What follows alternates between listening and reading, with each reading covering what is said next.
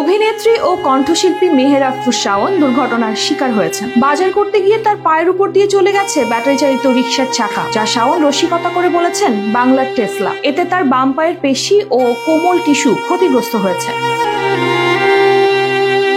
ঘটনার বর্ণনা দিয়ে শাওন জানান, তিনি ছেলেকে নিয়ে নিউ মার্কেট গিয়েছিলেন। কাজ শেষে গাড়ির দিকে ফেরার সময় হঠাৎ করে একটি ব্যাটারি চালিত রিকশা তাকে ধাক্কা দেয়। রিকশার পেছনের চাকা তার পায়ের উপর দিয়ে চলে যায়।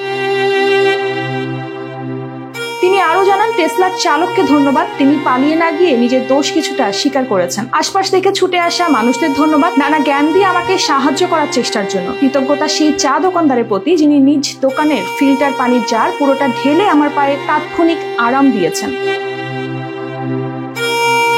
এই পোস্টে শাওন জানিয়েছেন, তার পা ভাঙেনি, তবে পেশি ও কোমল টিস্যু ক্ষতিগ্রস্ত হয়েছে। চিকিৎসকরা জানিয়েছেন, পূর্ণ বিশ্রাম আর ওষুধে আগামী কিছুদিনের মধ্যে সেরে উঠবেন। এ ধরনের দুর্ঘটনা নতুন নয়। গত বছর জাহাঙ্গীরনগর বিশ্ববিদ্যালয়ে এক শিক্ষার্থী ব্যাটারি চালিত রিকশার ধাক্কায় মারা গেলে এ যানবাহন নিয়ে আদালত নিষেধাজ্ঞা আরোপ করেছিল। তবে বিক্ষোভ ও আপিলের পর আপাতত এই নিষেধাজ্ঞা স্থগিত রয়েছে। এই ঘটনাগুলো ব্যাটারি চালিত রিকশার অব্যবস্থাপনা ও ঝুঁকির বিষয়টি আবারও সামনে নিয়ে এসেছে।